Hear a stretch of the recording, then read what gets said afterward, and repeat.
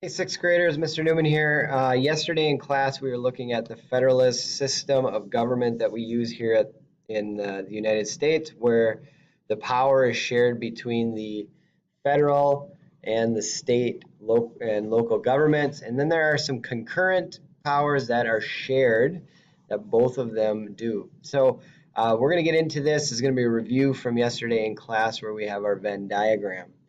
So yesterday in class, we took a look at these powers. We have taxes, schools, overseeing elections, create local governments, making treaties, building roads, providing public safety, looking at our court systems, declaring war, making money, and creating an armed forces or a military.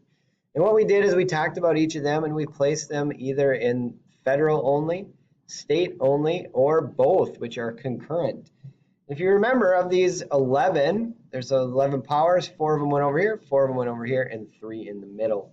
So we're going to just review that today. As I'm doing that, you're going to be filling out your own Venn diagram from a PDF that you downloaded from Canvas to Notability, and you can put that into a Notability note. Now, if the Notability wasn't working, you can still do this on a blank sheet of paper. Just make your own Venn diagram like we did yesterday before the snowball fight. So here we go. As we take a look at these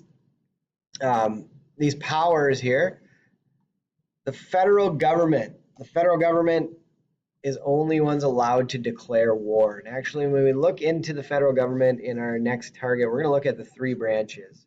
And the legislative branch is the branch that they'll vote on.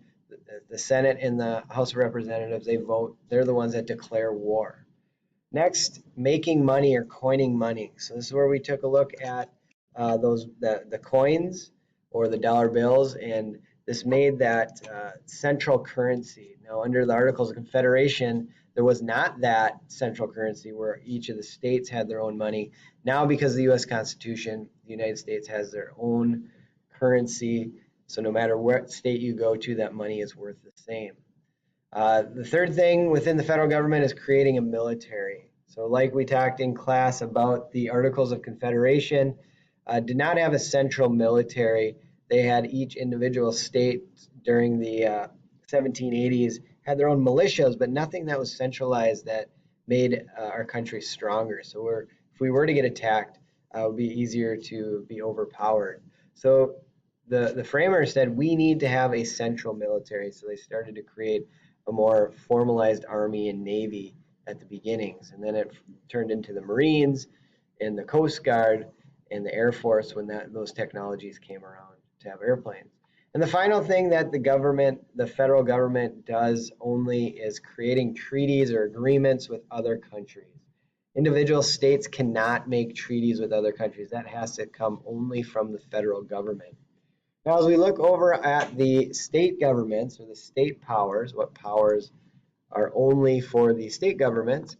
Schools are run by state governments. So within that, each school district, like Wayzata Public Schools, we have a school board that is voted in. Those individuals are voted in by the public in Wayzata and Plymouth and parts of Maple Grove to represent them as to how they want the school to be run.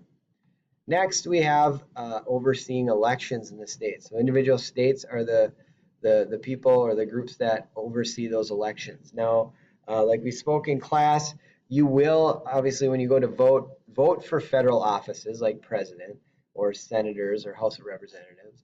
You will also vote on the same election system for mayors or city council or school board even, or even governors. So depending on the term limits of that particular office. So those elections are overseen by the state governments. Creating local governments like city governments, townships. Part of the local governments is the school boards that we mentioned earlier, and also within the cities or counties. And then finally, one of the powers from the state governments provide public safety. So not only the police departments like Plymouth Police Department or Maple Grove Police Department, part of the state government is to keep us healthy as well. So when we think about water quality, part of that is controlled by the state government. Now, both or concurrent powers that are shared between the federal and the state government go in the middle here. Those are like taxes, so that when your parents have their job and they get taxes taken out, both the federal government and the state government take out a portion of that check to help pay for the next one on here, roads, right?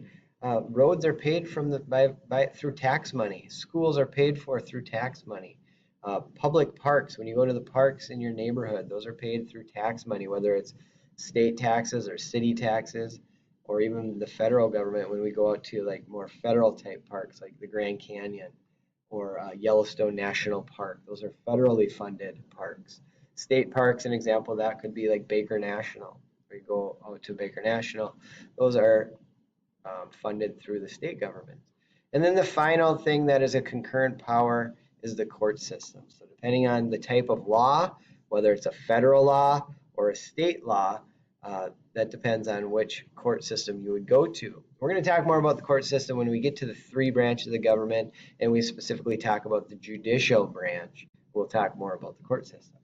So while I was going through this, you can copy that down, that information down into your own Venn diagram, which you're going to kind of study and use this as a tool to help you study, because we will have a test on this as well, along with how to become a citizen, the Bill of Rights, and then those 10 vocab words we've been working on.